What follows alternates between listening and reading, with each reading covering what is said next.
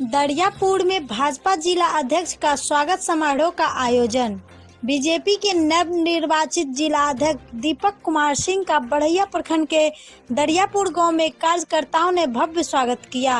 कार्यकर्ताओं ने ढोल बाजे और बाइक रैली निकालकर नवनिर्वाचित जिला अध्यक्ष दीपक कुमार का फूल मालाओं से स्वागत किया। इस मौके पर भाजयुमो के जिला उपाध्यक्ष अमित कुमार, जिला महामंत्री नरोत्तम कुमार, हिमांशु पटेल समेत कई लोग मौजूद रहे। वही समारोह को संबोधित करते हुए नवनिर्वाचित जिला अध्यक्ष दीपक कुमार ने कहा कि विश्वास करता हूं कि भारतीय जनता पार्टी के सभी नेता एवं कार्यकर्ता बंधुओं मेरा मार्गदर्शन करेंगे ताकि भाजपा के संगठनात्मक कार्य को सुचारू रूप से चला सकूं। साथ ही प्रधानमंत्री नरेंद्र मोदी के कार्यों को जन जन तक पहुंचाने का कार्य कर सकूं। इस मौके पर कई लोगों ने भाजपा का सदस्यता भी ग्रहण किया।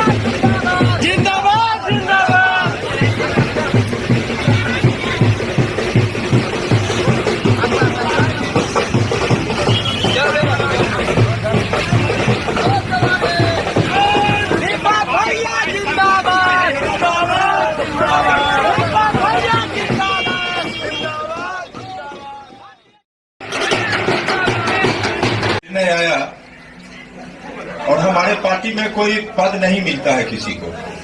हमारे यहाँ दायित्व कहा जाता है। दायित्व का मतलब ही है कि आपका कुछ कर्तव्य निर्धारित हो गया है और उस कर्तव्य को आप पूरा कीजिए। अन्य दलों में कुछ अलग मानक होते हैं। मेरा तो कोई पारिवारिक सरोकार राजनीति से नहीं रहा। मेरे पिताजी राजनीति में नहीं रहे, मेरे दादाजी राजनीति में नहीं रहे।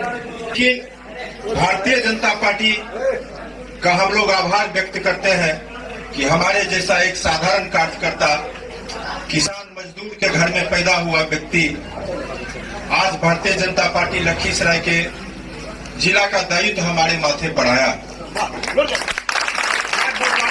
भारतीय जनता पार्टी में जितने भी लोग आते हैं सभी के गुण और दोष के आधार पर पूरे तरह से भारतीय जनता पार्टी उस कार्यकर्ता को स्वीकार कर लेती है। पार्टी के गतिविधि में लोग लगते हैं तो उनके दोष और उसमें गुण भरते चल जाते हैं। इसलिए भारतीय जनता पार्टी के जितने भी कार्यकर्ता असीम गुणात्मक परिवर्तन हो जाता है, एक असीम राष्ट्रीय दृष्टिकोण का निर्माण हो जाता है। जो भारतीय जनता पार्टी का कार्यकर्ता होना ही अपने आप में बहुत बड़ा गौरव का विषय होता है। जो भारत के धरती को अपनी मां मानता है और इसको जमीन का टुकड़ा नहीं मानता। ये सारी प्रकृति, सारी धरती और सारी संस्कृति हमारी मां है और मैं मां भारती का सेवक हूं। इस भाव से सेवा के उद्देश्य से भारतीय जनता पार्टी में लोग जुटते चले जाते हैं। मित्रों, अभी देख रहे होंगे कि एक अंतर्राष्ट्रीय अध्यक्ष का आगमन हो गया हमारे क्षेत्र में। ये अंतर्राष्ट्रीय अध्यक्ष जी क्या कर रहे हैं आजकल, जहां जाते हैं थोड़ा प्रसाद का वितरण कर देते हैं कि आप आ जाओ, फलाने योजना में आपका एडजस्टमेंट हो जाएगा। आप आ जाओ, फलानी योजना आपके नाम से चला जाएगा, कुछ आप भी जेब गरम करो और कुछ मेरे पार्टी का भी कल्याण करो। मित्रों, ये राजनीति की पद्धति नहीं है, ये भटकाव की पद्धति है। और यही भटकाव की पद्धति बिहार को लो ग्रेड लेबर सप्लायर का स्टेट बना के रख दिया है। हमको राजनीति में आना है तो राष्ट्र धर्म के आधार पर, राष्ट्रीयता के आधार पर बिहार को राष्ट्र स्तर पर ऊंचा करने का एक संकल्प रखना है मन में, और देश को विश्व स्तर पर स्थापित करने की हम लोगों की उद्देश्य है। हम 3-4 रहे न रहे, पर तेरा वैभव अमर रहे मां, तेरा वैभव अमर रहे। मित्रों, हमारे पार्टी का दर्शन है एकात्म मानव दर्शन। हम उस दर्शन के आधार पर भारत को भारतीयता के आधार पर खड़ा करेंगे। भारत को खड़ा करने के लिए किसी लेनिन और मार्क्स और स्टालिन की आवश्यकता नहीं है। भारत को खड़ा करने के लिए विवेकानंद की आवश्यकता है, वीर शिवाजी की आवश्यकता है, महाराणा प्रताप के जैसे योद्धा की आवश्यकता है, राम जैसे आदर्श पुरुष की आवश्यकता है, कृष्ण जैसे लीला पुरुषोत्तम की आवश्यकता है। इसके लिए कोई अलग से थॉट लाने की आवश्यकता नहीं है। हम थोड़ा सा उदाहरण देंगे आपको। चाइना कहने को कम्युनिस्टों का देश है, कम्युनिज्म से उसका शासन चलता है, लेकिन वही चाइना नेशन फर्स्ट को अपनाया। उसका कम्युनिस्ट का सारा सिद्धांत आज ताक पर रखा हुआ है। मित्रों, वहां लिबरल इकोनॉमी पॉलिसी लाई गई।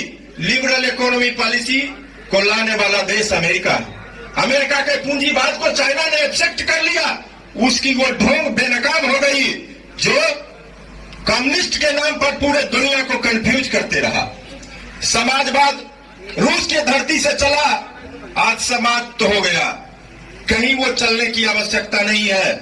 अब जो लोग भारत में रह रहे हैं, जो लोग बिहार में रह रहे हैं, शायद उसको थोड़ा कम अनुभूति है। मैं अंतर्राष्ट्रीय स्तर पर कह रहा हूं कि जब द्वितीय विश्व युद्ध की समाप्ति हुई, दुनिया 2 भाग में बटा। एक गुट का नेतृत्व करता नाटो संगठन हो गया जो पूंजीवाद को लेके चला, और एक समाजवाद को लेके वीटो संगठन चला। ये दोनों का उद्देश्य दुनिया के खजाने को लूट के अपने खजाने में ले आना और समाजवाद के नाम पर समाज में वाद पैदा करना। उसका उद्देश्य ही था कि मालिक और मजदूर के बीच में कुछ न कुछ झगड़ा है, किसान और मजदूर के बीच कुछ सामंती सोच है जिसके चलते दोनों में भेद पैदा है। इतना ही वो लोग ढूंढते रहे। लेंगे राष्ट्र हित सबसे ऊंचा है। हमारे यहाँ मजदूर और किसान के बीच में अन्य आश्रय संबंध स्थापित करने का सिद्धांत है, एकात्म मानव सिद्धांत है, जिसके प्रणेता हमारे पंडित दीनदयाल उपाध्याय जी हुए। सभी मनुष्य में एकात्मता की छवि हम देखते हैं। भारत की धरती पर पैदा हुआ प्रत्येक व्यक्ति भारत का नागरिक है, मां भारती का संतान है। उसके दुख से हम दुखी होंगे, उसके सुख से हम सुखी हो जाएंगे। ऐसी एकात्मता का बोध हमारे दर्शन में भरा हुआ है। मित्रों, आप देखते होंगे एक विचारधारा जो रसिया से चला, झोंक दिया। नक्सलवाद के नाम पर दोनों तरफ से बंदूकें चली, नक्सलियों का भी लाश गिरा, हमारे वीर जवानों का भी लाश गिरा। परिणाम क्या आया? 0/0। लोगों का जो मुंह है वो चूर दिया गया है। ये सिर्फ अब पूंछ छटपटा रहा है। ये पूरे दुनिया का जो वातावरण देख रहे हैं, भारत के खिलाफ में जितने आर्टिकल लिखे जाते हैं विरोध में, उन लोगों को विदेशी फंडिंग मिलता है भारत के संस्कृति को बदनाम करने के लिए। आज देख रहे हैं एक बिहार का शिक्षा मंत्री है, सदन के अंदर रामचरितमानस पर प्रश्न उठाए जा रहे हैं जो करोड़ों हिंदुओं के आस्था का विषय है। रामचरितमानस कोई पुस्तक नहीं है, वो हिंदुओं के आस्था का केंद्र है। और गोस्वामी तुलसीदास जैसे विद्वान, जग जानी करऊं प्रणाम जोड़ जुग पानी, सारे संतान राम के हैं, सब में राम की छवि है। ऐसे एकात्मता का बोध रामायण कराता है हमको, उसको चुनौती दी जा रही है। अरे अनपढ़, क्या बात कर रहे हो? जो राम के सिद्धांत के चलते भारत जाना जाता है, हमारी राष्ट्रीय परंपरा में जो एकात्मता, जो अध्यात्म की शक्ति है, वही हमारा असली राष्ट्रवाद है। जितने दुनिया में राष्ट्र हुए वो समय से सब समाप्त हो गए, क्योंकि वो राष्ट्र राजा के प्रति समर्पित था। हमारा देश, हमारा राष्ट्र मां भारती के प्रति समर्पित नागरिक होते हैं, इसलिए हमारा देश आज तक जिंदा। राजा हुए, उसके सेनापति हुए, उसके एक निश्चित भूभाग भी हुए, लेकिन वो आज सारे समाप्त हो गए। इसलिए समाप्त हो गए कि सारे उत्तरदायी राजा के प्रति थे। और हमारे देश में जो सांस्कृतिक चेतना है, जो राम कथा कश्मीर में हो रहा है, वही कन्याकुमारी में भी होता है। जो कृष्ण लीला कच्छ में हो रहा है, द्वारिका में हो रहा है, वही कोहिमा में हो रहा है, अरुणाचल प्रदेश में हो रहा है। ये जो अध्यात्म की चेतना है, यही हमारे देश की आत्मा है और राष्ट्रवाद की लौ को जला के रखता है। यही हमारा सांस्कृतिक राष्ट्रवाद है। हम अध्यात्म की चेतना, ऋषि मुनियों के दर्शन के आधार पर भारत को खड़ा करने का बात भारतीय जनता पार्टी करती है। मैं किसी जाति का भेद नहीं करता हूं, किसी पंथ का विरोध नहीं करता हूं, न किसी धर्म का विरोध करता हूं।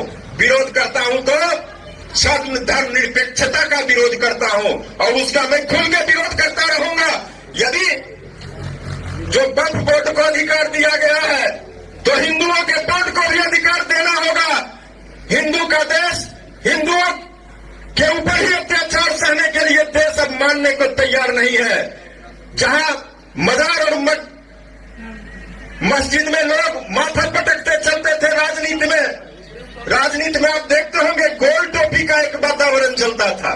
देश के संसाधनों पर पहला हक मुसलमानों का है, ऐसा बात बोलते देखते होंगे। हमारे प्रधानमंत्री बोला करते थे, मनमोहन सिंह, ये देश हिंदुओं का है, और इस देश में अगर एक हिंदू भी जिंदा रहेगा तो ये देश हिंदुओं का रहेगा।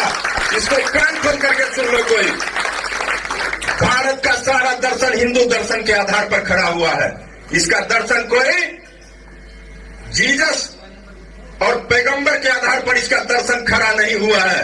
इसलिए राष्ट्र की चेतना हमारी अध्यात्म की चेतना के साथ चलेगी। अध्यात्म की चेतना अगर अलग हो जाएगी तो हमारा देश मिट पड़ा हो जाएगा, इसका भी नामो निशान मिट जाएगा। इसलिए अध्यात्म की चेतना के आधार पर देश को आगे बढ़ाना है हमको। इसमें सारे सिद्धांत हमारे पास सुरक्षित रखे हुए हैं। आज आप देख रहे हैं कि नासा में रिसर्च हमारे ऋग्वेद के ऊपर चल रहा है, लेकिन आज गलती से कोई हमारा ऋग्वेद का वाचन करेगा यहाँ, तो हमारे ही समाज में उसको उपहास उड़ाया जाएगा। इसलिए कि हमारी दृष्टिकोण फंसा दी गई है। हमारे महापुरुषों के जो मानक, पूरे ब्रह्मांड का एक जो संकल्पना थी उसके अंदर, वो ठहर सी गई है। इस संस्कृति को आगे बढ़ाना है, और इसके लिए सभी युवा साथियों को एक साथ आना होगा। आज भारतीय जनता पार्टी की 2014 से सरकार चल रही है। वो सरकार 5 साल के लिए नहीं बनी है, 10 साल के लिए नहीं बनी है। वो सरकार आप गारंटी में लिखिए 50 साल के लिए बनी है। और मैं 50 साल स्थायी राजनीति में, केंद्र की राजनीति में स्थापित रहूंगा। इसकी गारंटी आप सभी युवा लोग देंगे।